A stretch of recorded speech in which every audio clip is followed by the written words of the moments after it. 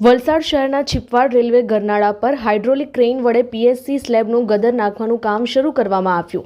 Hydraulic crane વડે ગરનાળા ઉપર ગદર નાખવાનું કામ ચાલુ થતાં તેને જોવા માટે લોકોની ભીડ ઉમટી પડી હતી।